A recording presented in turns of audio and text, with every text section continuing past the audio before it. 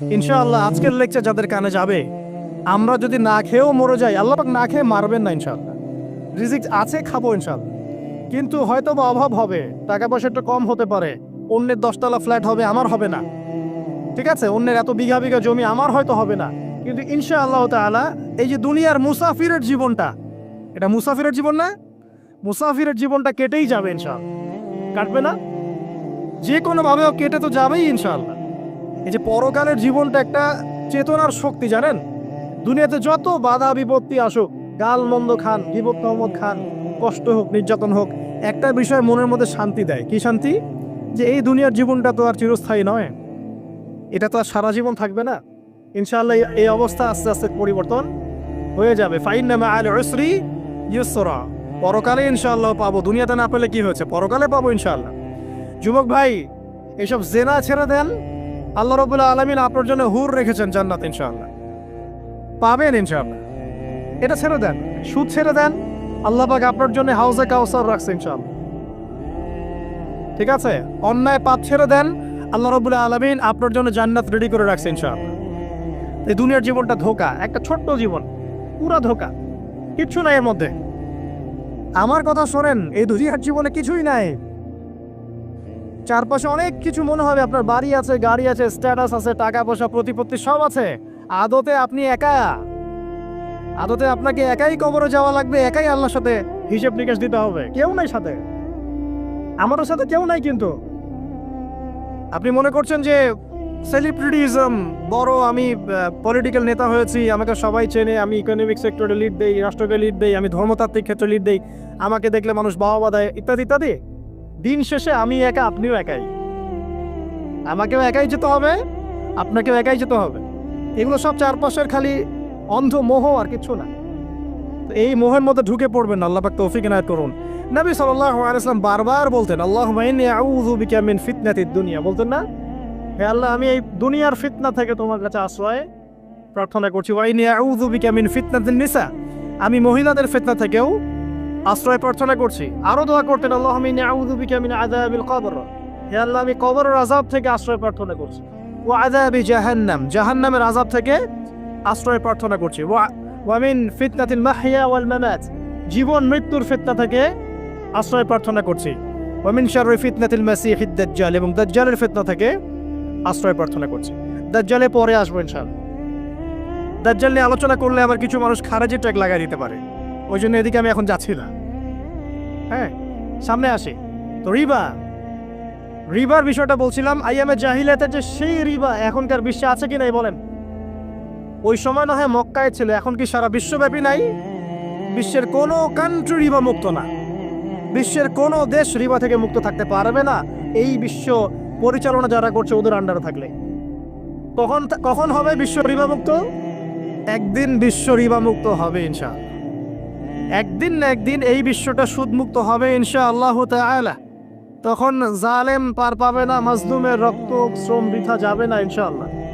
কবে, কত বছর পর আমি জানি না, কিন্তু এতটুকু জানি যে মালহামার পরে যখন আল মাহদি আসবেন, এবং তারপর যখন মাসিহুদ দাজ্জাল বের হবে এবং ঈসা ইবনে মারইয়ামকে আল্লাহ পাক নামিয়ে দিবেন, তার হাতে যখন দাজ্জাল নিহত হবে এবং জেরুজালেম থেকে যখন পুরো বিশ্ব শাসন করা হবে মুসলিমদের হাতে, তখন রিবা বলে কিচ্ছু থাকবে না পৃথিবীর ইনশাআল্লাহ।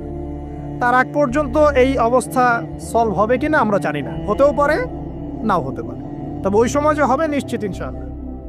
আসুন, আইয়ামে জাহিলিয়াতের আরেকটা বড় পাপ ছিল যে এক ভাই বলেছেন, সেটা হচ্ছে নারীর অবমাননা। কে বলেছে এই কথাটা? সামনে একজন। হ্যাঁ, আইয়ামে জাহিলিয়াতের অন্যতম একটা সেরা পাপ ছিল কি? নারীর অবমাননা। এটা নিয়ে কি বলতে হবে?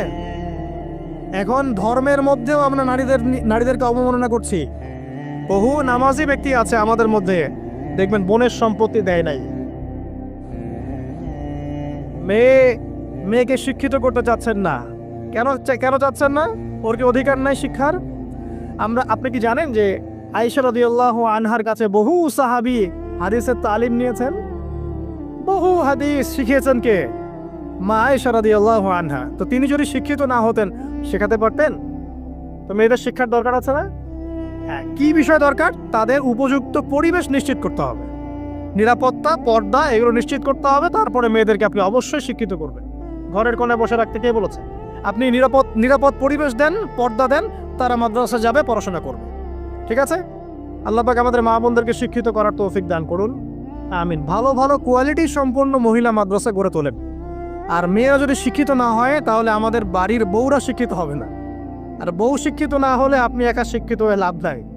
তখন ওই যে বললাম টর্চার সেল, ওই টর্চার সেলে ঢুকতে হবে আর কি। কথা বুঝতে পারছেন না? আগে বিয়ে শাদী করেন, বুঝবেন ইনশাআল্লাহ। আর যারা করেছেন তারা অলরেডি হাসছে যে মিটমিট করে দেন। ঠিক আছে? আচ্ছা, সামনে আসেন। দেখেন মেয়েদের অবমাননা কিভাবে দেখাবো। সবচেয়ে বড় অবমাননা হচ্ছে ওদের দেহটাকে আমরা এখন পণ্য বানিয়েছি। এই যে পর্নোগ্রাফি দেখেন, এই মেয়েগুলোর ইজ্জতের কোনো দাম নাই। মানে তাদের দেহটাকে একটা ব্যবসার সামগ্রী বানানো হয়েছে। এবং আমি একটা লেকচার দিয়েছিলাম ঢাকায়, নীল দর্পণ, দেখবেন অনলাইনে আছে। ওখানে আমি স্ট্যাটিস্টিক দেখিয়েছি যে সারা বিশ্বে এই যে আমেরিকায় শুধুমাত্র $12 বিলিয়ন ব্যবসা করে পর্ন দিয়ে। এটা একটা ব্যবসা, একটা ইন্ডাস্ট্রি। যেমন ফিল্ম ইন্ডাস্ট্রি আছে, তারপরে গানের ইন্ডাস্ট্রি আছে না, এরকম একটা ইন্ডাস্ট্রি হচ্ছে এই পর্ন ইন্ডাস্ট্রি। এখানে সবাই অ্যাক্ট্রেস, এরা হচ্ছে অভিনেতা অভিনেত্রী। এখানে যা দেখানো হয় এগুলো কিন্তু রিয়েল না, বাস্তব না, সব ফেক। বুঝতে পারছেন না কথা? এগুলো অভিনয়, এগুলো ফেক। এবং এটা একটা ইন্ডাস্ট্রি, এর মধ্য দিয়ে মেয়েদের দেহটাকে পণ্য বানিয়ে সারা বিশ্বে ব্যবসা করছে। এবং এর একটা অন্যতম উদ্দেশ্য হচ্ছে মুসলিম যুবকদের ঈমান যেন নষ্ট করা যায়। কারণ মুসলিম যুবকদের ঈমান চলে গেলে তারা নিশ্চিন্ত, ওদের পথে আর কেউ বাধা নাই। কারণ ওদের এই জুলুমের পথে বাধা যদি কেউ দিতে পারে তাহলে কারা দিবে? মুসলিমরা। আর মুসলিমদের মধ্যে সবচেয়ে শৌর্য বীর্য কাদের মধ্যে থাকে? যুবকদের মধ্যে। তো যুবকদের ঈমান যদি চলে যায় তাহলে এদের আর কোনো সমস্যা নেই। এই বিষয়টা খেয়াল করবেন যে এটা একটা ইন্ডাস্ট্রি। সো এখানে আমরা মেয়েদের দেহটাকে আমরা কি বানিয়েছি? পণ্য বানিয়ে দিয়েছি। আর এখন তো চলছে কাপড় খোলার সংস্কৃতি। প্রত্যেকটা সেক্টরে আপনি গিয়ে দেখবেন মেয়েদের ইজ্জত, সম্মান, আব্রুটাকে উন্মুক্ত করে এটাকে দিয়ে আমরা বিজনেস করছি আর কি। এটা একটা বিজনেস। এখানে সমাধান কি? সমাধান আয়েশা রাদিয়াল্লাহু আনহা। সমাধান ফাতিমা রাদিয়াল্লাহু আনহা। সমাধান খাদিজা রাদিয়াল্লাহু আনহা। আমাদের মা, আমাদের বোন, আমাদের স্ত্রীদেরকে তাদের মতো করে মানুষ করতে হবে, গড়ে তুলতে হবে ইনশাআল্লাহ। দেখবেন নারীর সত্যিকারের সম্মান নিশ্চিত হবে ইনশাআল্লাহ। ইসলাম কি কখনো বলেছে যে মেয়েরা কাজ করতে পারবে না, পড়াশোনা করতে পারবে না ইত্যাদি?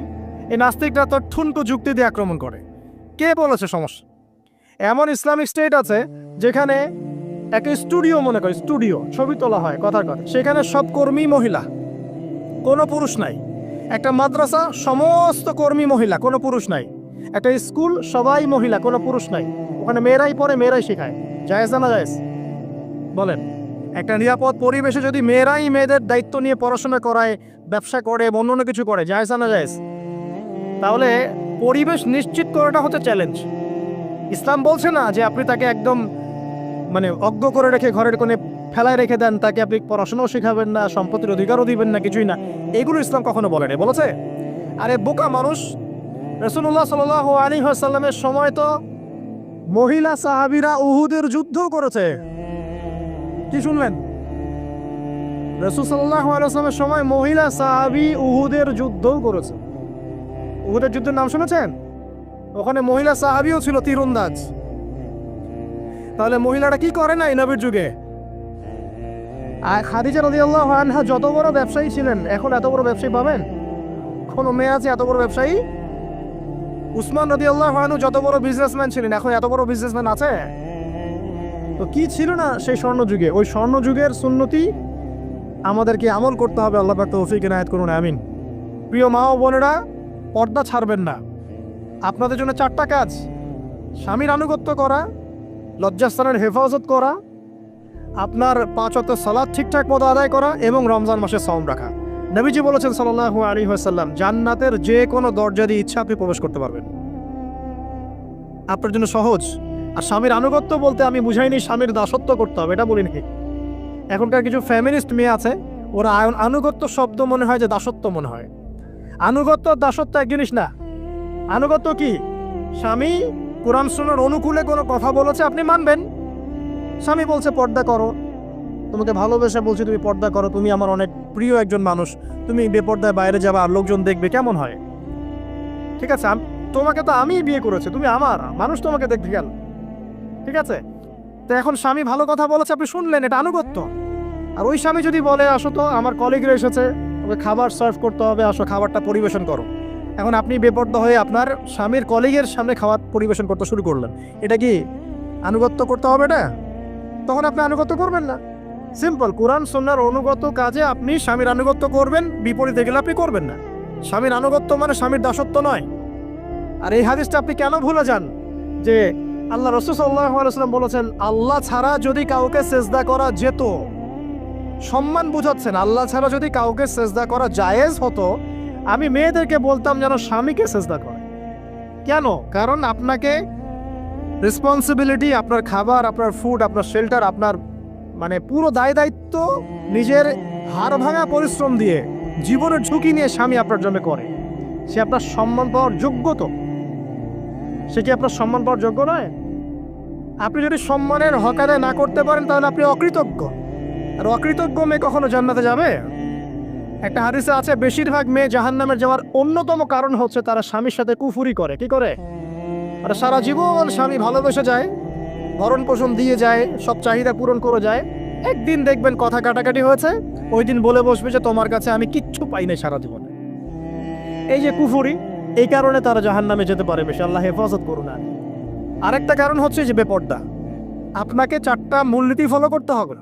1, এমন কোনো পোশাক পরবেন না যে পোশাকটা আটো-সাটো, যেটা পরলে আপনার গায়ের কাঠামো বোঝা যায়। এটা বোরখা হলেও পরা যাবে না। আমি কি বোঝাতে পারছি?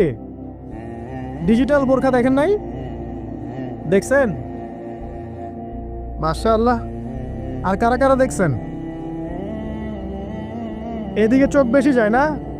আচ্ছা, এমনি দেখা যায়, চোখ দিতে হয় না, এমনি দেখা যায়। ডিজিটাল বোরখা চলবে না, ডিজিটাল বোরখা চলবে না। আমার মত, এটা আমি মত দিচ্ছি, আমি আল্লাহর রাস্তায় সময় দিয়েছি অনেক দিন, এবং এখানে যে পর্দাটা শেখানো হয় এরকম পর্দা আমি অন্য কোথাও দেখি নাই। এত চমৎকার পর্দা শেখানো হয়। কারা কারা সময় লাগিয়েছেন? 3 দিন 7 দিন সময় দিয়েছেন কারা কারা? বেশিরভাগই দেন নাই। সমস্যা নাই, দিতে হবে। আমি বাধ্যতামূলক বলিনি আপনাকে, বলেছি এখানে পর্দা শেখানো হয়, চমৎকার পর্দা শেখানো হয়, যে এখানে চোখটা পর্যন্ত তাদের ঢেকে রাখার তালিম দেওয়া হয়। যাই হোক, যেখানেই শেখেন অ্যাটলিস্ট পর্দাটা শিখলেই হলো। এমন পোশাক হবে না যেই পোশাকটা আটো-সাটো, যেটা পরে আপনার গায়ে কাঠামো বোঝা যায়। 2 নম্বরে এমন পোশাক পরা যাবে না যেই পোশাকটা পরলে বাহির থেকে ভিতরের অঙ্গ দেখা যায়। দেখেছেন? দেখেন নাই? দেখছেন হুজুর? আচ্ছা, আপনারা তো সব দেখেন দেখি। তারপরে 3 নাম্বার, এমন পোশাক পরা যাবে না যেটা অমুসলিমদের সাথে সাদৃশ্য আছে। কথা বুঝতে পারছেন? অমুসলিমদের ধর্মীয় বিষয়ের সাথে সাদৃশ্য আছে এমন পোশাক মুসলিম মেয়েদের পরা যাবে না।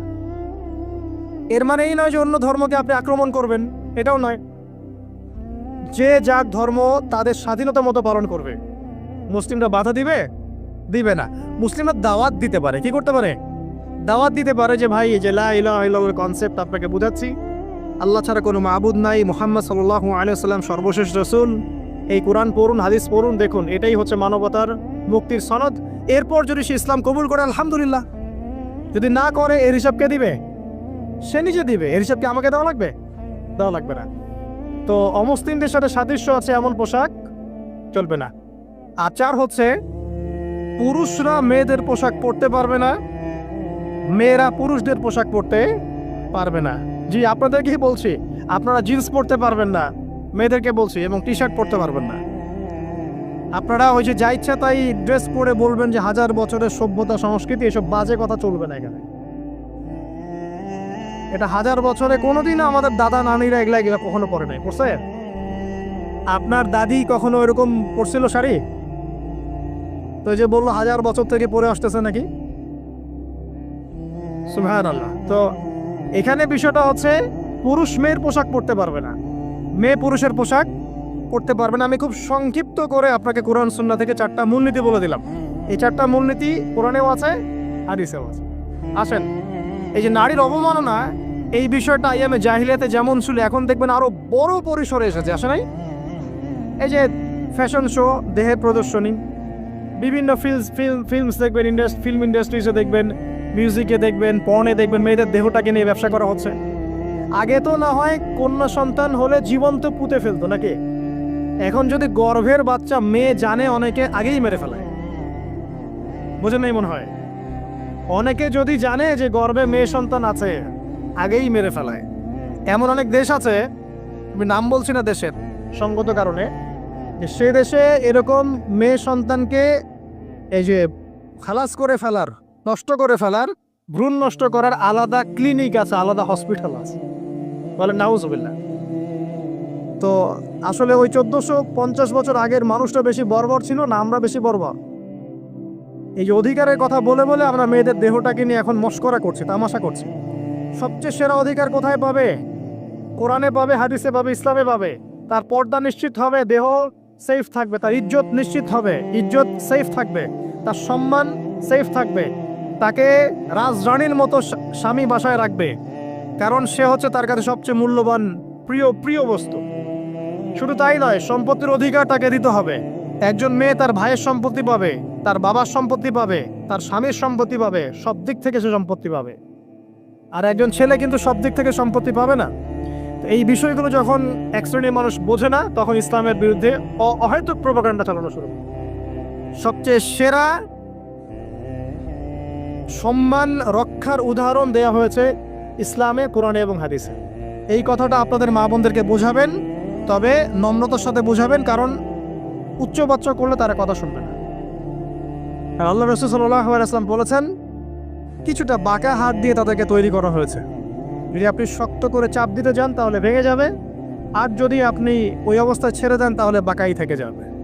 এখানে আপনাকে হিকমা অবলম্বন করতে হবে। আল্লাহ পাক তৌফিক দান করুন। একটা বিষয় বলছিলাম, ওই যে শিরকের পাপ এখন গ্লোবালাইজেশন হয়েছে না, ওই সুদের পাপ এখন গ্লোবালাইজেশন হয়েছে না। গ্লোবালাইজেশন বোঝেন? মানে বিশ্বায়ন, পুরো বিশ্বে ছড়িয়ে পড়েছে না। আর একটা হচ্ছে এই যে মেয়েদের অবমাননা, এটা সারা বিশ্বে ছড়িয়ে পড়ে নাই। আচ্ছা, আর দুটো বলবো, এরপর বলে আমি শেষের দিকে যাচ্ছি। আসেন, একটা হচ্ছে মাদক। আইয়ামে জাহিলিয়াতের অন্যতম সেরা পাপ ছিল কি?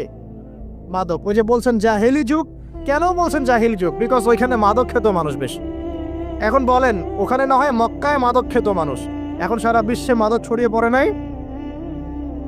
বেশি না কম? এখন এই যে নতুন নতুন মাদক আসছে, ইয়াবা, আরও নাকি কি আসছে নতুন নতুন, আমরা নামও জানি না। এই যে গাজার নাম জানি, ফেন্সিডিলের নাম জানি, আর কি আছে, হিরোইন বলেন আর দু একটা, আফিম, আর কি আছে? হ্যাঁ, রেন্ডি, সুবহানাল্লাহ, এই নামও কখনো শুনি নাই আমি।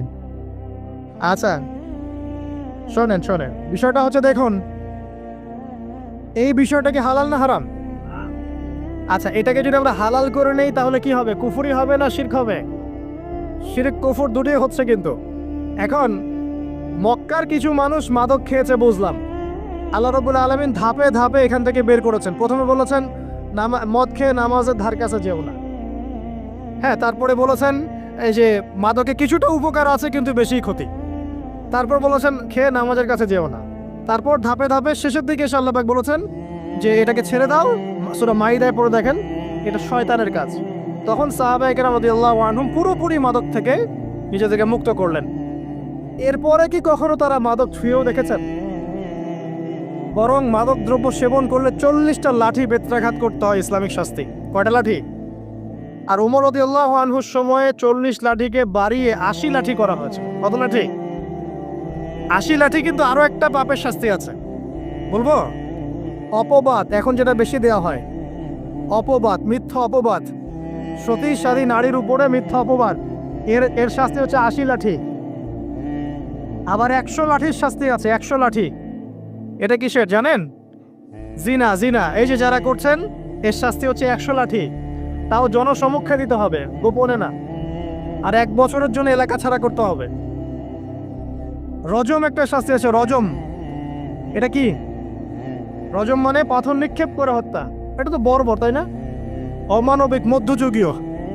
এসব কথা শুনছেন না? শোনেন, কিছু কিছু বিষয় আছে যে বিষয়গুলো করার পরে এই পৃথিবীতে মানুষ বেঁচে থাকার অধিকারটা হারিয়ে ফেলে।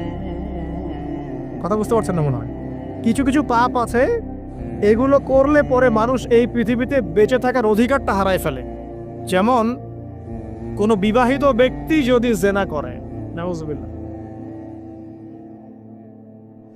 কোনো ছেলে যদি কোনো ছেলের সাথে যৌন সম্পর্ক করে, সমকামী করে, বা এটাকে যেটা গে মানে যেটা কি বলে সমকামিতা, ঠিক আছে, এই কাজ যদি কেউ করে, এই নোংরা কাজ যদি কেউ করে, কোনো মেয়ে যদি কোনো মেয়ের সাথে এরকম কোনো কাজ করে, একই পাপ।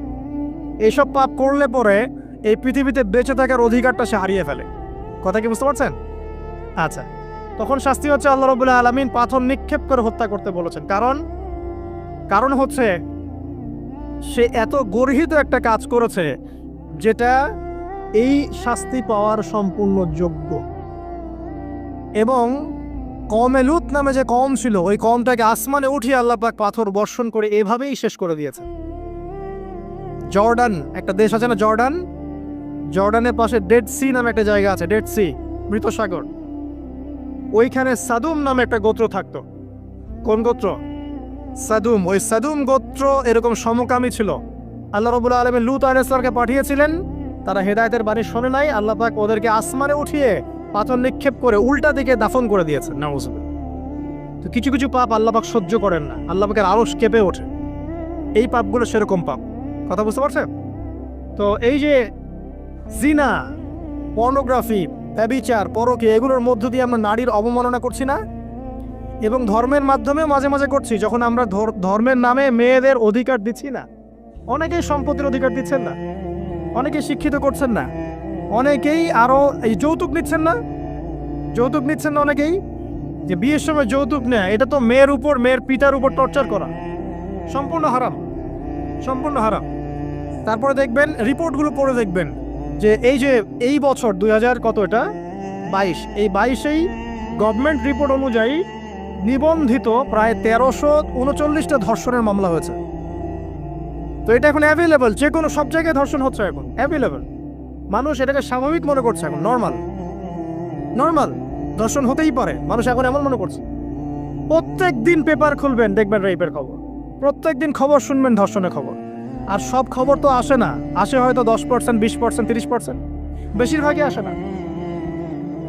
এলাকায় মোড়ে মোড়ে দেখবেন, গ্রামে গঞ্জে শহরে বন্দরে খালি ইফটিজিং দেখবেন, খালি ইফটিজিং। মেয়েদেরকে যৌন হয়রানি করা হচ্ছে, বাসে, অটোতে, টেম্পুতে, সব জায়গায়। বাসের মধ্যে মেয়েকে রেপ করে ফেলা হচ্ছে।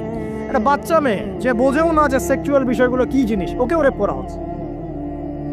এই যে মহামারী, আপনি তো বুঝতে পারছেন না যে আমরা কোন সমাজে আছি। এই সমাজে আপনার মেয়ে তো সেফ না, আমার মেয়ে তো সেফ না। আমার মেয়ে, আপনার মেয়ে ভবিষ্যৎ কি হবে, এর ভবিষ্যতের নিশ্চয়তা কে দিবে? আপনার মেয়ের ইজ্জতের ভবিষ্যতের নিশ্চয়তা কে দিবে? এই নিশ্চয়তা দেওয়ার মতো মানুষ কোথায়, নেতা কোথায়? কারো ঘরের স্ত্রী, কারো ঘরের বোন, কারো ঘরের মেয়ে এখন সেফ না। যে কোনো দিন, যে কোনো জায়গায়, যে কোনো দুর্ঘটনা হতে পারে। বাসে, ট্রাকে, ট্রেনে, অটোতে, সব জায়গায় হতে পারে। আর এগুলোকে আমরা প্রমোট করছি, এখন নগ্নতাকে প্রমোট করছি, পর্নকে প্রমোট করছি। এই নগ্নতা, পর্ন, এসব দিয়ে মানুষের মাথাটাকে পুরো জানোয়ার বানিয়ে ফেলা হয়েছে। পর্ন দেখাতে দেখাতে ছেলেদের মাথাটাকে জানোয়ার, পশু বানিয়ে ফেলা হয়েছে। এরা এখন বোঝে না যে মেয়ে কি জিনিস, মা কি জিনিস, বোন কি জিনিস, তাও বোঝে না। ভাই বোনের সাথে জেনা করেছে, চাচাতো বোন চাচাতো ভাইয়ের সাথে জেনা করছে, চাচাতো ভাই ফুফাতো বোনের সাথে জেনা করছে। রংপুরের খবর শুনলাম যে মায়ের সাথে ছেলেও জেনা করেছে। এগুলো কেন হচ্ছে? এই মহামারী কেন হচ্ছে? কি সমাধান দিবে? সমাধান ইসলামে ছিল, আমরা নেই নাই। সমাধান হচ্ছে, প্রথম সমাধান অশ্লীলতার মহামারী বন্ধ করতে হবে। পর্নোগ্রাফির সমস্ত সাইটগুলো বন্ধ করে ফেলতে হবে। আজকের নিউজ দেখেছি আমি, এটা আমি ধন্যবাদ জানাই বাংলাদেশ গভর্নমেন্টের যে তথ্য প্রযুক্তির যে সেন্টার আছে, প্রায় 26,000 পর্ন সাইট তারা বন্ধ করে দিয়েছে, আলহামদুলিল্লাহ। তো কথা বললে তো কাজ হবে, কথা না বললে কাজ হবে কিভাবে? 26,000 পর্ন সাইট তারা বন্ধ করে দিয়েছে। যখন সমাজের মানুষ পর্ন দেখতে দেখতে পশু হয়ে গেছে, আপনি বাইরে এই যে আলখাল্লা টুপি দাড়ি পরে ঘুরলে লাভ আছে? ভিতর থেকে তো আপনি পশু। দেখবেন মসজিদ ইমাম সাহেব নামাজ পড়তে এসেছে, বাসায় পর্ন দেখে আসছে, নামাজে কোনো মনোযোগ নাই। দেখবেন টাপাটাপ নামাজ পড়ছে, কোনো মনোযোগই নাই, পর্ন দেখে। ইমানের আলোচনা করবেন, খুব লাফালাফি করলো, 2 দিন পর দেখবেন কোনো খবর নাই, পর্ন দেখতে দেখতে ভিতরটা শেষ, ড্যামেজ। পর্নোগ্রাফিতে যে একবার আসক্ত হয়েছে, তার মধ্যে ইমানের কোনো তেজই থাকবে না, কোনো তেজ থাকবে না। এখন আলেম জালেম সবার ফোনে দেখবেন পর্ন চলে আসতেছে, কেউ দেখতে না চাইলেও তাকে দেখতে বাধ্য করা হচ্ছে। ফেসবুকে ঢুকবেন, নগ্ন দৃশ্য। এই নগ্নতা দিয়ে, এই পর্নোগ্রাফি দিয়ে, এই যে মিডিয়ার মধ্য দিয়ে প্রমোটিংটা দিয়ে ব্যভিচার ছড়িয়ে দেয়া, জেনা ছড়িয়ে দেয়া, অশ্লীলতা ছড়িয়ে দেয়া, পরকীয়া ছড়িয়ে দেয়া, এর মধ্য দিয়ে নারীর সম্মান, দেহ, ইজ্জতকে আমরা এখন রাস্তার সাথে মিশিয়ে দিয়েছি। কিসের অধিকারের কথা বলছে? কিসের নারী অধিকারের কথা বলছে? খালি ডিগ্রি সার্টিফিকেট অর্জন করতে পারলেই অধিকার হয়? আমার তো ইজ্জতই ঠিক থাকলো না, আমার অধিকার কোথায় থাকলো? একটা সার্টিফিকেট অর্জন করার জন্য কলেজের মেয়েদেরকে বড় বড় নেতার বেডরুমে ঢুকানো হচ্ছে, দেখেন নাই? তো একটা সার্টিফিকেট অর্জন করতেই হবে আমাকে, নিজের ইজ্জত বিক্রি করে দিয়ে হলেও আমার সার্টিফিকেট অর্জন করতেই হবে। লাথি মারি এসব পড়াশোনার পিছনে, দরকার নেই আমার পড়াশোনা। পড়ছে বাসায়, এলাকায় এলাকায় মহিলা মাদ্রাসা করেন, মাদ্রাসায় মেয়েদেরকে পড়ান।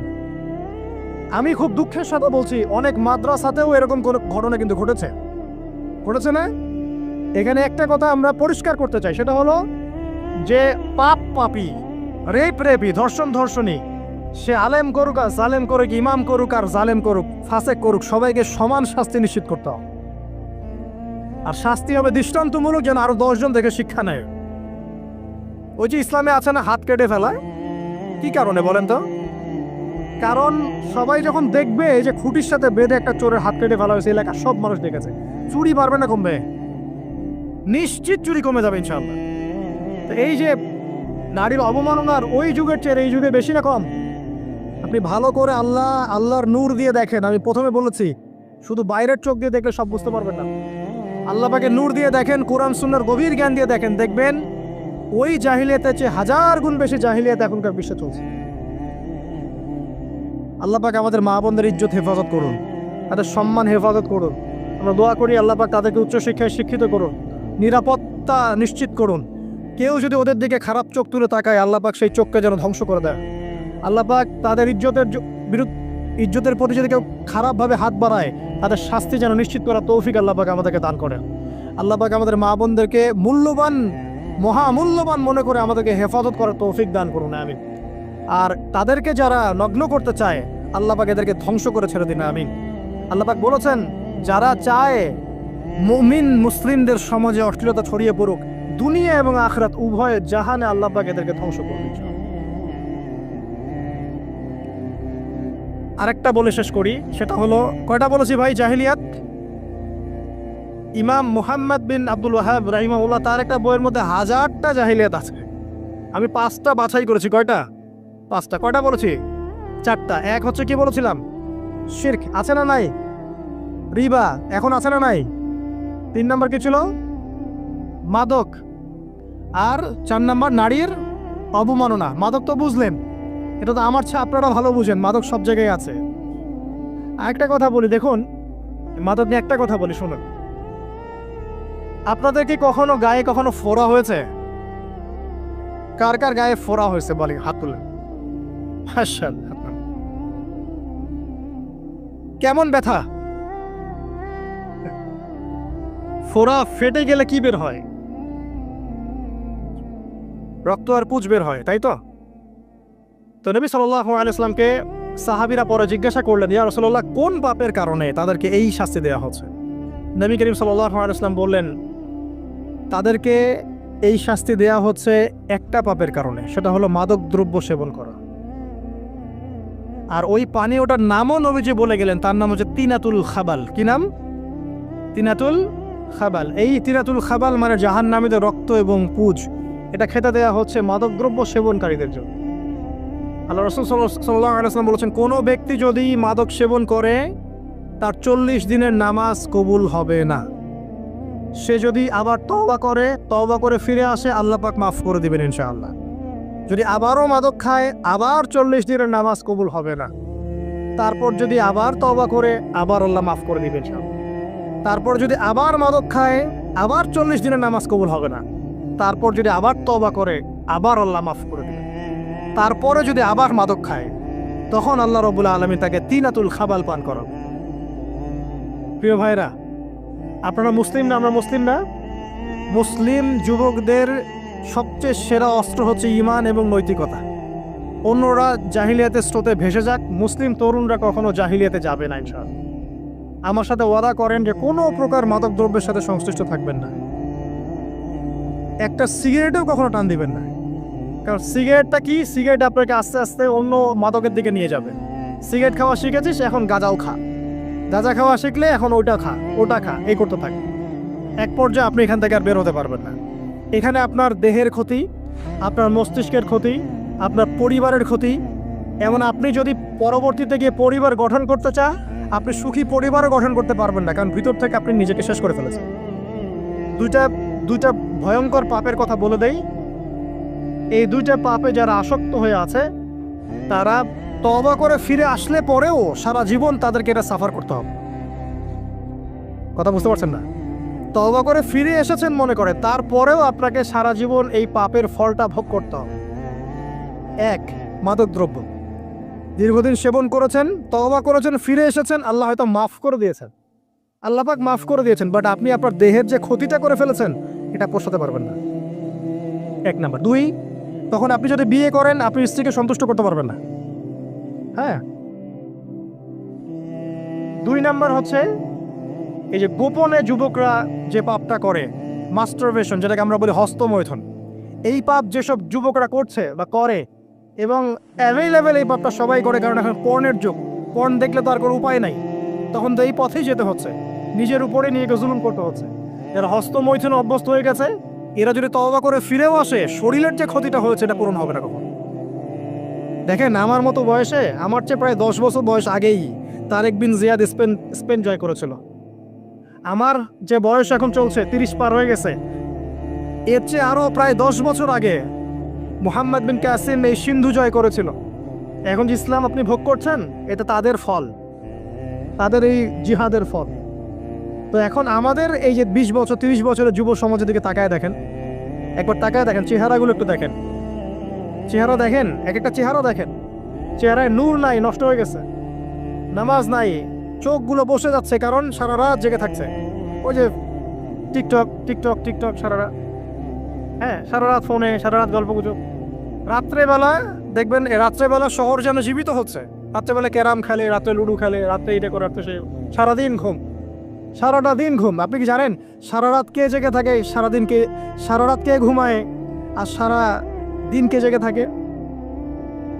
সারা রাত জেগে থাকে কুকুর, এবং সারাদিন ঘুমায় কুকুর। আর দেখবেন আপনি বিড়ালকে দেখবেন, ও কিন্তু রাত্রে ঘুম, এবং দিনের বেলা সে অ্যাক্টিভ। পাখিকে দেখবেন, পাখি সন্ধ্যা হলো একদম ঘরে, যেই সূর্য ডুববে পাখি একদম ঘরে, দেখেন না? পাখি ঘরে। আর যেই ফজর হবে পাখি বের হয়ে গেল। আর আল্লাহ রাসূল সাল্লাল্লাহু আলাইহি ওয়াসাল্লাম হয়তো বা এই কারণেই, আল্লাহ ভালো জানেন, তিনি বলেছেন এমন কিছু মানুষ জান্নাতে যাবে যাদের মনটা হবে পাখির মতো। সুবহানাল্লাহ। দেখেন পাখি কি করে, একদম সন্ধ্যা হলো ঘরে ঢুকে গেল, যেই ফজর হবে একদম ফজরের আগে আগে সে বের হয়ে গেল। তো পাখির মতো হওয়ার চেষ্টা করেন, পাখির মতো লাইফস্টাইলে আসেন, এবং সে সারাদিন পরিশ্রম করে রিজিকের জন্য, করে না? আল্লাহ পাক পাখিকে রিজিক দেন কি চাকরির মধ্য দিয়ে, না ব্যবসার মধ্য দিয়ে? কিভাবে সে রিজিক পায়? তাওয়াক্কুল, আল্লাহর প্রতি তাওয়াক্কুল। আর তাওয়াক্কুল করে কি সে ঘরে বসে থাকে, না রিজিক সার্চ করে, রিজিক তালাশ করে? আপনিও রিজিক তালাশ করেন, আল্লাহ পাক রিজিক দিবে ইনশাআল্লাহ তাআলা। প্রিয় যুবক ভাইরা, আল্লাহর ওয়াস্তে তওবা করেন। যারা মাদকদ্রব্যের সাথে সংশ্লিষ্ট আছেন বা থাকার সম্ভাবনাও ছিল, এর ধার কাছেও যাবেন না। কথা করছেন তো? এবং গোপন পাপে লিপ্ত হবেন না, গোপন পাপে লিপ্ত হবেন না। আপনি যৌবনকে ধরে রাখেন, ইনশাল্লাহ দেখবেন আপনি সারা জীবন এনজয় করতে পারবেন ইনশাল্লাহ।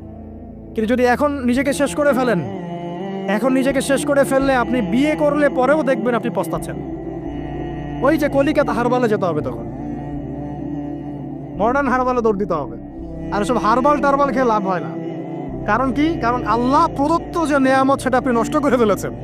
এখন এইটা আর আপনি ক্ষতিপূরণ দিতে পারবেন না। অতএব জীবনটাকে সিরিয়াসলি নেন। মুসলিম তরুণ যুবকদেরকে উদ্দেশ্যে বলছি যে আপনারা কায়িক পরিশ্রম করেন, 5 ওয়াক্ত সালাতটা আল্লাহর ওয়াস্তে নামাজে মসজিদে এসে পড়েন। বেশি কিছু করতে বলছি না ভাই, আমার কথা শোনেন, বেশি কিছু করতে বলছি না। আল্লাহর ওয়াস্তে 5 ওয়াক্ত নামাজটা মসজিদে পড়েন, পারবেন না? আচ্ছা, ডেইলি 10টা পৃষ্ঠা করে কোরআন তেলাওয়াত করেন, পারবেন? আল্লাহ তৌফিক দান করুন। ডেইলি 2-4 টাকা করে সদকা করেন, পারবেন? আচ্ছা, প্রত্যেক দিন কিছু দাওয়াতি কাজ করেন, আমর বিল মারুফ, সৎ কাজের আদেশ করবেন, নাহি আনিল মুনকার, অসৎ কাজে নিষেধ করবেন, পারা যাবে ইনশাআল্লাহ। আপনি হালাল রিজিকের একটা সন্ধান খোঁজার চেষ্টা করেন, পারবেন ইনশাআল্লাহ। পড়াশোনায় নিজেকে ব্যস্ত রাখেন, লেখাপড়ায় নিজেকে ব্যস্ত রাখেন। যদি এর পাশে আপনি সময় পান, আমি বলবো আপনি খেলাধুলা করেন। যদি সময় কিছু বের করতে পারেন, কায়িক কিছু পরিশ্রম করেন, প্রয়োজনে কিছু কসরত করেন, জিম করেন, খেলাধুলা করেন, তারপরেও পর্নে যায় না, তারপরেও গার্লফ্রেন্ডের পিছনে সময় নষ্ট করেন না, তারপরেও যে টিকটক, ফেসবুক, ইউটিউব নিয়ে পড়ে থাকেন, ওগুলোর চেয়ে খেলাধুলা করা অনেক ভালো আছে। অ্যাটলিস্ট আপনি ফিজিক্যালি ফিট থাকবেন। অনেকে বলতে পারে যে এটা না করলে হয়, এটা বাজে কাজ, সময় নষ্ট। আমি মনে করি এখনকার যুবকরা যেসব পথে সময় নষ্ট করছে, এর চাইতে অ্যাটলিস্ট খেলাধুলা করলে ভালো ছিল। একটা সময় ছিল না, আজকে থেকে 10 বছর আগে প্রচুর খেলা হতো না? ক্রিকেট হতো, ফুটবল হতো, এই ব্যাডমিন্টন হতো শীতকালে, তাই না? খেলার লিপ্ত থাকলে কিন্তু আমাদের মধ্যে একটা হৃদ্যতা, একটা বন্ড তৈরি হতো, একটা বন্ড। আমরা অনেক টুর্নামেন্ট খেলতাম না? এখন দেখবেন কিচ্ছু নাই, সব বন্ধ, খালি ফোন, সারাদিন কি ফোন। এটা আরও কি ডেঞ্জারাস না? এভাবে তাদের ফিজিক্যাল বডিটা নষ্ট হচ্ছে, মেন্টাল স্ট্রেংথটাও নষ্ট হচ্ছে। এর চেয়ে বরং তারা যদি কোনো কসরত করে, এটা অনেক ভালো হবে। এটা আমার মত, এটা আমি কোরআন সুন্নাহ থেকে কোনো কথা বলছি না। আল্লাহ পাক বোঝার তৌফিক দেখ। শেষ কথা হলো যে আইয়ামে জাহিলিয়াতের আরেকটা নির্মম বর্বরতা ছিল হচ্ছে গোত্রীয় দ্বন্দ্ব। কি ছিল? গোত্রীয় দ্বন্দ্ব। এটা দিয়ে আমি শেষ করছি। সেটা হলো কেমন গোত্রীয় দ্বন্দ্ব? মনে করেন একটা গোত্রের নাম বনু তামিম, একটার নাম বনু হানিফা, একটার নাম হচ্ছে বনু কোরাইজা, একটার নাম হচ্ছে মনে করেন বনু মখজুম, আর একটা হচ্ছে বনু আদি। এরকম অনেক গোত্র ছিল।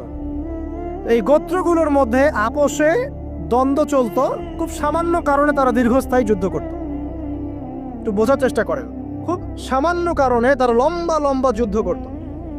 একটা উটকে কেন্দ্র করে প্রায় 80 বছর যুদ্ধ হচ্ছে। কত বছর?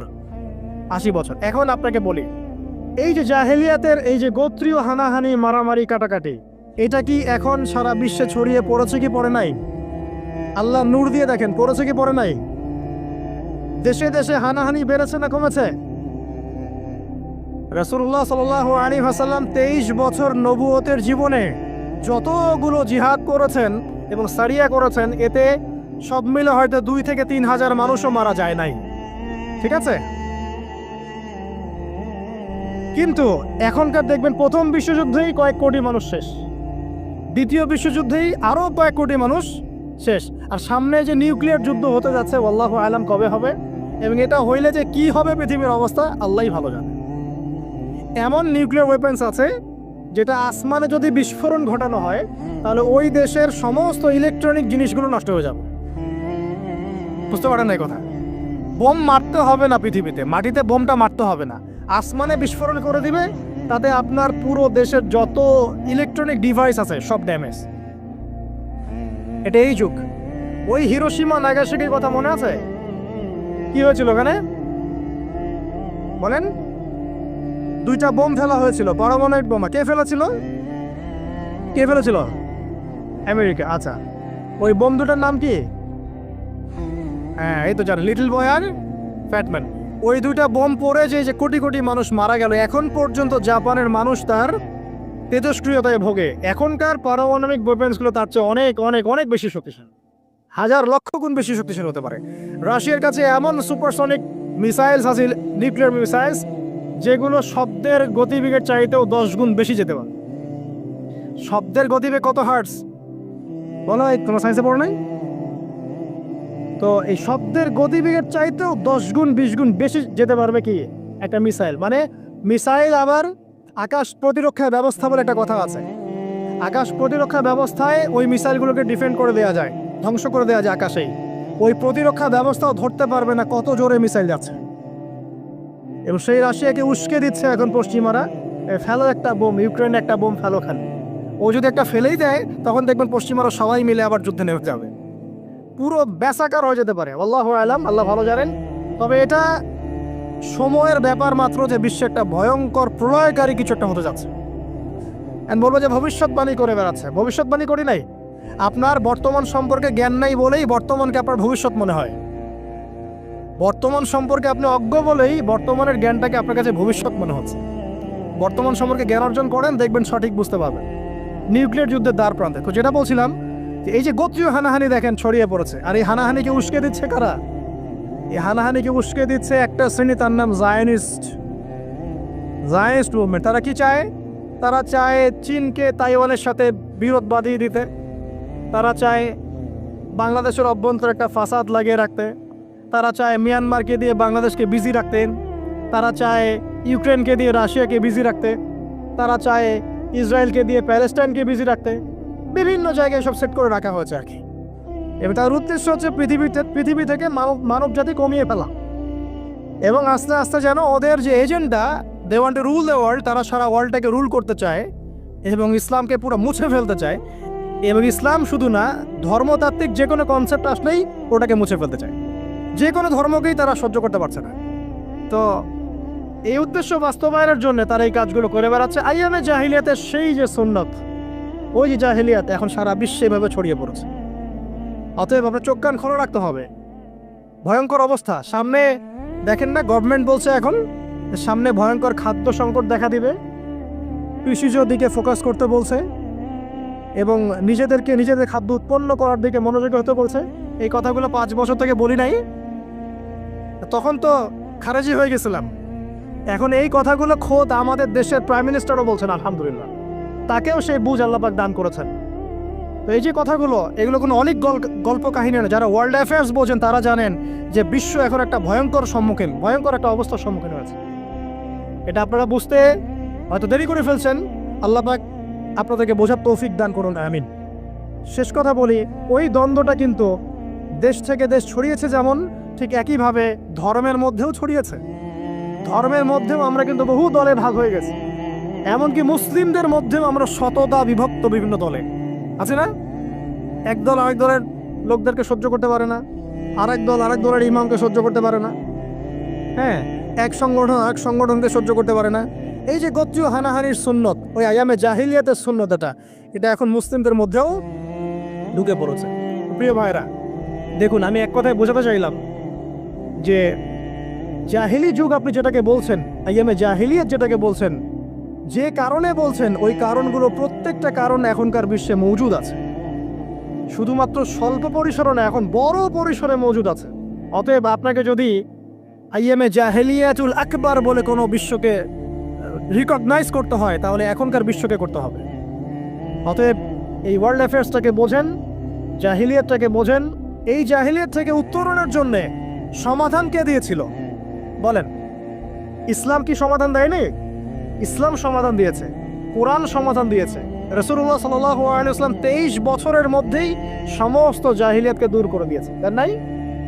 বলেন, 23 বছর পর কি মক্কায় শিরক ছিল? বলেন, 23 বছর পর কি মক্কায় সুদ ছিল? 23 বছর পর কি মক্কায় জেনা, এই যে আপনার ব্যভিচার, এই যে আপনার মাদক, এই যে গোত্রীয় হানাহানি, নারীর অবমাননা, এগুলো ছিল? তাহলে একজন মহামানব, তিনি 23 বছরের মধ্যেই পুরো সমাজটাকে সংস্কার করে ফেললেন, বুঝলেন না? সেই রাসূল সাল্লাল্লাহু আলাইহি ওয়াসাল্লামের সুন্নত কি মরে গেছে? সেই আল্লাহ কি মরে গেছেন? নাউজুবিল্লাহ। সেই আল্লাহ পাকের নাজিলকৃত কোরআন এবং হাদিস কি মরে গেছে? তাহলে সেই আল্লাহ যদি জীবিত থাকেন, সেই রাসূলের আদর্শ যদি জীবিত থাকে এবং সেই কোরআন যদি এখনও মুসলিমদের হাতে থাকে, তাহলে এখনকার বিশ্বের জাহিলিয়াত আমরা ফেস করতে পারবো না? পারবো না ইনশাল্লাহ? পারবেন ইনশাল্লাহ? কি করবেন তাহলে? মোটা দাগে কয়েকটা কথা বলে শেষ করে দিই। 1 নাম্বার, প্রিয় ভাই, জ্ঞান অর্জন করেন, প্রচুর পড়াশোনা করেন। জ্ঞান অর্জনের ক্ষেত্রে সাম্প্রদায়িক হবেন না, এতটুকু নিব না, এর থেকে নিব, ওর থেকে নিব না, এমন হবেন না। জ্ঞান যেখানে পাচ্ছেন নিতে থাকেন, আল্লাহ পাক আপনাকে নূর দিবে ইনশাআল্লাহ। আল্লাহ যখন আপনাকে নূর বা আলো দিবে তার পক্ষ থেকে, আপনি এমন কিছু দেখবেন যা অন্যরা দেখতে পাচ্ছে না। আপনি খিজির হয়ে যাবেন ইনশাআল্লাহ আলাইহিস সালাম। যে মুসা আলাইহিস সালাম বুঝতে পারছেন না কেন নৌকা ফুটা করছে, কেন বাচ্চাকে হত্যা করছে, আর কেন দেয়াল নির্মাণ করছে, কিন্তু খিজির আলাইহিস সালাম বুঝতে পারছেন কেন এগুলো করতে হচ্ছে। 2 নাম্বার, প্রিয় ভাই, আপনার হায়াতটাকে মূল্যায়ন করেন। আজকেই তওবা করে ফিরে আসেন, 5 ওয়াক্ত নামাজি হয়ে যান, সময় অপচয় বন্ধ করেন, যৌবনকালটাকে কাজে লাগান, সিরিয়াস হন, জীবনটার ব্যাপারে সিরিয়াস হন। জীবনটা কিন্তু হেলায় খেলার বিষয় না। একবার চলে গেলে, একবার মউত হয়ে গেলে কান্নাকাটি কোটি কোটি বছর করলে আল্লাহ পাক আর দ্বিতীয়বার পৃথিবীতে ফিরাই দিবে না, দিবে? তো কি কারণে আমরা আমাদের সময়টাকে হেলায় নষ্ট করছি? সুযোগ আছে কোনো সুযোগ নাই। যেই কাজের পরকালীন কোনো ফায়দা নাই, সেই কাজে আমি নাই। সোজা কথা বোঝেন? যেই কাজে পরকালের কোনো ফায়দা নাই, সেখানে আমি নাই, এরকম আকীদা রাখবেন। ইলম অর্জন করবেন কেন? পরকালের ফায়দা আছে তাই। নামাজ কেন পড়বেন? পরকালে ফায়দা আছে তাই। প্রেমের সম্পর্ক করব না কেন? পরকালে ফায়দা নাই তাই। এই গান এই মিউজিক শুনবো না কেন? আমি পরকালে কোনো ফায়দা নাই তাই। আমি অহেতুক এসব টিকটকের পিছনে ঘুরবো না কেন? পরকালে কোনো ফায়দা নাই তাই। যে কাজ পরকালে ফায়দা দিবে আমি সেই কাজে আস। পারা যাবে ইনশাল্লাহ। আল্লাহ তৌফিক দান করো। যুবক ভাইদেরকে আমি অনুরোধ করবো যে আপনাদের যৌবনটা আগামী মুসলিম উম্মার ভবিষ্যৎ। এই যে বলে না যে জাতির কাণ্ডারি হবে অমুক তমুক, কেউ জাতির কাণ্ডারি হতে পারবে না। জাতির কাণ্ডারি যদি হতে চায় তাহলে মুসলিম যুবকরাই হতে পারবে ইনশাআল্লাহ। যারা সারাদিন মাদকদ্রব্য সেবন করে এরা জাতিকে কিচ্ছু দিতে পারবে না। যারা সারাদিন হকি স্টিক নিয়ে ঘুরছে আর নির্মমভাবে মানুষকে মারছে এরা জীবনেও জাতিকে কিচ্ছু দিতে পারবে না। ফাসাদ সৃষ্টি করা ছাড়া কিচ্ছু করতে পারবে না। দেশকে, জাতিকে এবং উম্মাকে যদি এগিয়ে নিতে হয় শুধু মুসলিম যুবকরাই পারবে ইনশাআল্লাহ। এবং কারা পারবে? যারা অন্য ধর্মের মানুষ কিন্তু মনটা স্বচ্ছ সৎ, তারাও পারবে। যাদের মনে সততা আছে অন্য ধর্মের হলেও তারা পারবে ইনশাআল্লাহ। যার মনে সততা নাই সে পারবে না। করাপ্টেড, দুর্নীতিপূর্ণ মন নিয়ে কখনো দেশের খেদমত, জাতির খেদমত করা যায় না। বাংলাদেশের সবচেয়ে বড় সমস্যা দুর্নীতি। বাংলাদেশের 1 নম্বর সমস্যা দুর্নীতি। দুর্নীতি যদি না থাকতো আর সমস্ত কালো টাকা যদি সাদা করা যেত, বাংলাদেশের মানুষকে আজকে না খেয়ে মরতে হতো না। সামনের দিনগুলো কঠিন হবে, ভয়াবহ হবে, এটা সবাই বুঝতে পারছে, হয়তো শুধু আপনারা পারছেন না। আল্লাহ পাক আপনাদেরকে বোঝার তৌফিক দান করুন, আমিন। সামনে যান, নিজের জীবনকে কাজে লাগান, যৌবনকে কাজে লাগান, একটা হালাল রিজিক সার্চ করেন।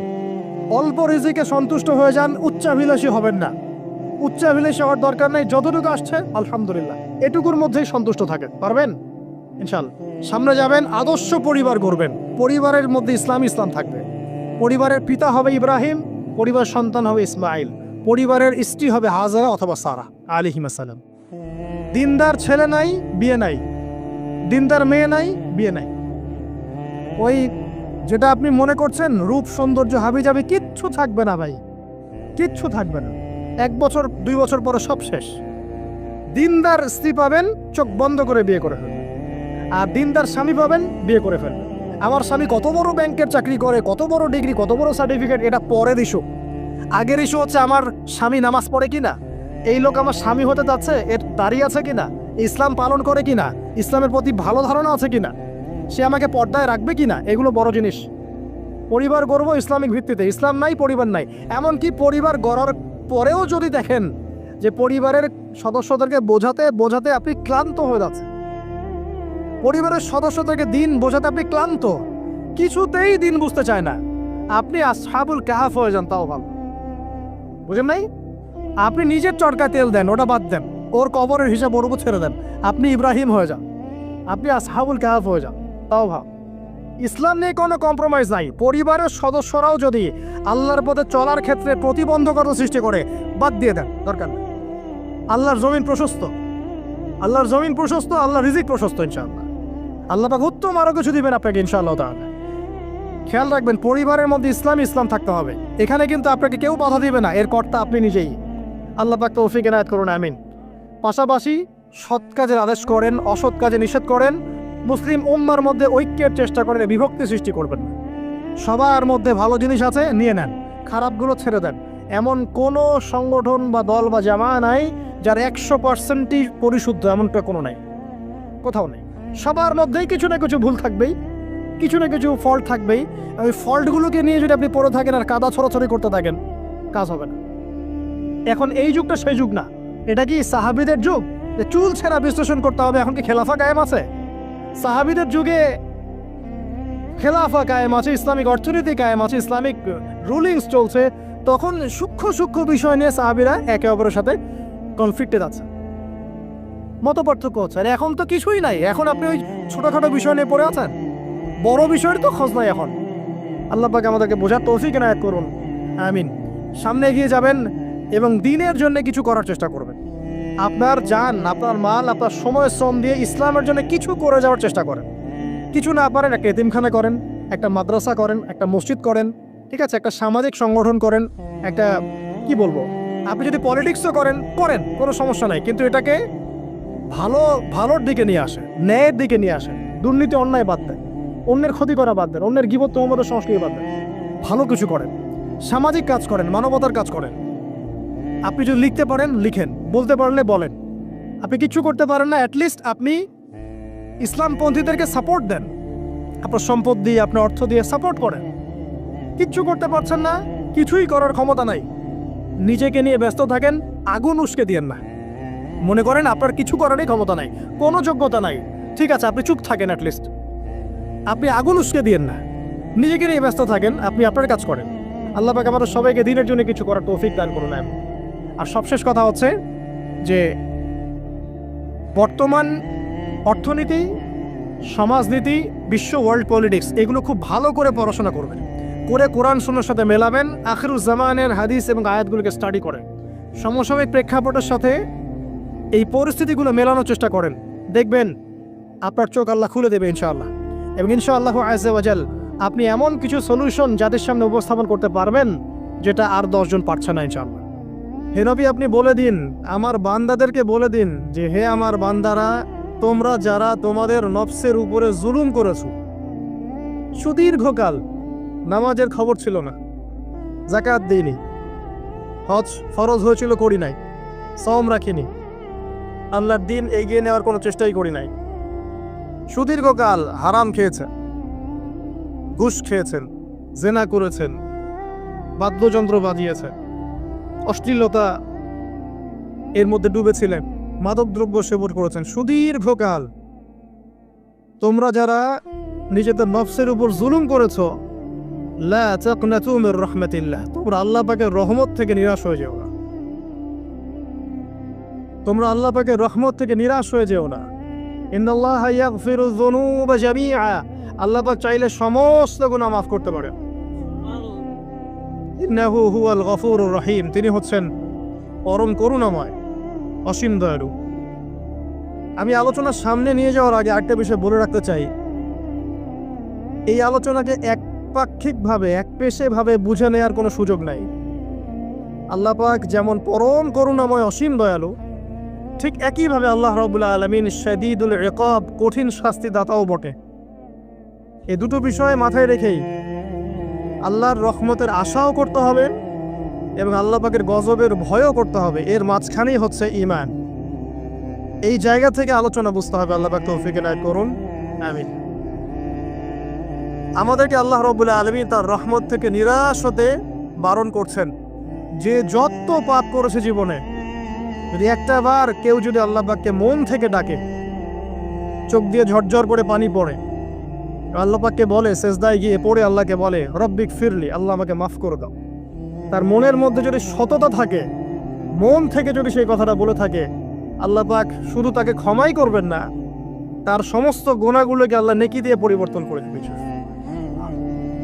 একটা হাদিস পড়ছিলাম, নবী করিম সাল্লাল্লাহু আলাইহি ওয়াসাল্লাম তিনি বলছেন যে লাম্মা কাদাল্লাহুল খালক, যখন আল্লাহ রাব্বুল আলামিন এই মহাবিশ্ব সৃষ্টি করেন, তখন আল্লাহ রাব্বুল আলামিন কাতাবা কিতাবান, একটা কিতাব রেখেছেন, একটা কিতাব আছে আল্লাহর কাছে। কাতাবা কিতাবান ফাহুয়া ইনদাহ ফাওকাল আরশ, যেই কিতাবটা আল্লাহর নিজের কাছে আছে, আরশের উপরে, সেখানে আল্লাহ পাক লিখে রেখেছেন। কি লিখেছেন? ইন্না রাহমাতি সাবাকাত গদাবি, প্রতিটা ক্ষেত্রেই আমার রহমত, আমার দয়া, আমার করুণা আমার গজবকে পরাজিত করেছে। মানে আল্লাহ রাব্বুল আলামিনের গজব, এর উপরে আল্লাহ পাকের রহমত অবস্থান করছে। জীবনের কোনো ক্ষেত্রে হতাশ হওয়ার কোনো সুযোগ নাই। আজকে পারিবারিক ভাঙন বলেন, ব্যক্তি পর্যায়ের আত্মিক ধ্বংসই বলেন, সমাজের বিপর্যয় বলেন, যাই বলেন, পিছনে একটা বড় কারণ আছে। সেটা হলো আল্লাহ থেকে দূরে থাকা মানুষ, আল্লাহ থেকে হতাশ হয়ে যাওয়া। আর এই কাজটা শয়তান করিয়েছে মানুষকে আল্লাহ থেকে দূরে সরানোর জন্য। কিন্তু আল্লাহ রাব্বুল আলামিনের কাছে কেউ যদি যেতে চায়, মন থেকে যদি আল্লাহকে একটা বারও ডাকে, আল্লাহ তোকে এক ডাকের মাধ্যমেও তার গুনাহ মাফ করতে পারে। দুজন ব্যক্তির ঘটনা পড়লাম। একজন ব্যক্তি প্রচন্ড রকম আবেদ, প্রচুর ইবাদত করে। আপনারা জানেন ইবলিসও কিন্তু আবেদ ছিল, ইবলিস কিন্তু প্রচুর ইবাদত করেছে। এখন ওই ব্যক্তির একজন বন্ধু ছিল, এটা বানু ইসরাঈলের ঘটনা। তো সেই বন্ধু পাপী ছিল, বিভিন্ন কবিরা গুনাহ করত। আর এই আবেদ ব্যক্তি বারবার তাকে নসিহত করত, গুনাহ ছেড়ে দাও, তুমি পাপ করছো, গুনাহ ছেড়ে দাও। তখন সেই ব্যক্তি যে পাপ করছে সে বলতো যে আল্লাহ কি তোমাকে আমার রক্ষক বানিয়েছেন? আল্লাহ কি তোমাকে আমার উপর দারোগা বানিয়েছেন? আমাকে আল্লাহর হাতে ছেড়ে দাও, আমাকে নসিহত করতে এসো না। একদিন এই আবেদ ব্যক্তি তার বন্ধুকে একটা জঘন্য পাপ করতে দেখলো, এমন একটা পাপ যেটা দেখে তার মনে ধারণা আসলো এটা চরম জঘন্য একটা কাজ। তখন সে মুখ খুশকে বলে ফেলল যে আল্লাহ তোকে আর মাফ করবে না, আল্লাহ তোকে জান্নাত দিবে না। আল্লাহ রাব্বুল আলামিন মালাকুল মউতকে এই দুজনের কাছে পাঠালেন, দুজনের রূহকে কবজ করা হলো। এবার আল্লাহ পাক তার সামনে তাদেরকে উপস্থাপন করে বললেন যে তোমাকে আমার রহমত সম্পর্কে কে গ্যারান্টি দিয়েছে যে আমি কাউকে রহমত করব কি করব না? যাও, আমি তোমাকে জাহান্নামে পাঠালাম, ওই ব্যক্তি যে আমার রহমত প্রত্যাশা করেছে আমি তাকে জান্নাত দিয়ে দিলাম। দেখুন, এই হাদিসটা শুনলে মনে হয় বাহ্যিক হয়তোবা মুখের একটা কথার কারণেই সে জাহান্নামে চলে গেল। আসলে বিষয়টা এমন নয়। বিষয়টা আমি আপনাকে বোঝাচ্ছি। বিষয়টা হচ্ছে ইবলিসের মতো। ইবলিস কিন্তু শুধু মন থেকেই বলেনি যে খলাকতানি মিন নার ওয়া খলাকতাহু মিন তিন, আমি কেন তাকে সিজদা করব আদমকে? আদম তো মাটির তৈরি আর আমি তো আগুনের তৈরি। এটা ইবলিসের শুধু মৌখিক স্টেটমেন্ট ছিল না, কারণ কি ছিল? আবা ওয়াস্তাকবার, সে উদ্ধত হয়েছিল, অহংকার প্রদর্শন করেছিল। ভিতর থেকে ইন্টারনালি সে অহংকারী ছিল, সে আন্ডার এস্টিমেট করে কথাটা বলেছে, শুধু মৌখিকভাবে বলে নাই। কিন্তু ঠিক এই ব্যক্তির ঘটনা এমনই, সে মন থেকে অহংকারী হয়ে উঠেছিল, যদিও বা সে আবেদ ছিল। এখানে আমরা যারা প্র্যাকটিসিং মুসলিম হওয়ার চেষ্টা করছি আমাদের জন্য এখানে নিদর্শন আছে। অচক্ষ নামাজ পড়েই ভেবে বসবেন না যে অনেক কিছু করে ফেলছে, এক চিল্লা দিয়ে মনে করে ফেলবেন না যে দিনের জন্য অনেক কিছু করে ফেলছে। একটা হজ করেছেন, উমরা করেছেন, সিয়াম রেখেছেন, দিনের জন্য দান সদকা করেছেন, একটা মাদ্রাসা মসজিদ করেছেন, ভেবে বসবেন না আপনি সব অনেক কিছু করে ফেলেছেন এবং অন্যরা সব ককরোচ তেলাপোকা, ওরা জাহান্নামে যাবে, এমনটা মনে করবেন। জানি না আমরা যে কার আমলের কতটুকু আল্লাহর কাছে কবুল হচ্ছে। তো এখানে এই ব্যক্তির সমস্যা ছিল এই, সে নিজের আমলটাকে অনেক ভারী মনে করছিল এবং সে স্টেটমেন্ট দিয়ে ফেললো যে তোকে আল্লাহ পাক মাফ করবে না। এই একটা কথা মন থেকে বলার কারণে তার ইহকাল পরকাল দুটা বরবাদ হয়ে গেল, সে জাহান্নামে চলে গেল। ঠিক আরেক ব্যক্তির ঘটনা আছে এমন, এগুলো সবগুলো রেফারেন্স আছে। এক ব্যক্তি প্রচুর ইবাদত করত, আল্লাহ পাক তার ইবাদত করার জন্যে পাহাড়ের চূড়ায় একটা সুন্দর ব্যবস্থাও করে দিয়েছিলেন, সেখানে ডালিম গাছ হতো, ঝর্ণা আসতো, খাবারের কোনো অভাব নাই। হাদিস এসেছে 500 বছর সে ইবাদত করেছে। কত বছর? কিয়ামতের মাঠে এই ব্যক্তির অবস্থা এমন হবে, তাকে জান্নাতে প্রবেশ করানোর জন্য নিয়ে যেতে বলা হবে যাও আমার রহমতে জান্নাতে চলে যাও। আল্লাহ পাক তাকে কথাটা বলবেন, কিন্তু এই ব্যক্তি বলবে আমার আমলের কারণে আল্লাহ পাক বলবেন আমার রহমতে জান্নাতে চলে যাও। ব্যক্তি বলবে আমার আমলের কারণে। আল্লাহ রাব্বুল আলামিন তখন তাকে দেওয়া সমস্ত নেয়ামতগুলোকে এক পাল্লায় করবেন আর তার সমস্ত আমলকে আরেক পাল্লায় করবেন। একটা চোখের যে নেয়ামত আল্লাহ পাকের, সমস্ত আমল ও 500 বছরের ইবাদত এতটুকু হয়নি। তারপর তাকে বলা হবে ওকে জাহান্নামে নিয়ে যাও। এবার জাহান্নামে যাওয়ার সময় সে বলবে আল্লাহ তোমার রহমতে আমাকে মাফ করে দাও। তখন আল্লাহ পাক তাকে আবার ডেকে নিয়ে আসবে, বলবেন যে তোমাকে যে আমি ইবাদত করার জায়গা করে দিয়েছিলাম এটাকে তুমি নিজে করেছো না আমি করেছি? সে বলবে আপনি করেছেন। তোমাকে যে আমি সৃষ্টি করেছিলাম তখন কি তুমি কোন আমল করেছিলে? বলবে না। তাহলে তোমাকে যে সৃষ্টি করেছি আমি, এটা কি তোমার আমলের কারণে? না। তোমাকে সারা দুনিয়াতে এত নিয়ামত দিয়েছি, এটা কি তোমার আমলের কারণে? সে বলবে না। তখন তাকে জান্নাতে প্রবেশ করা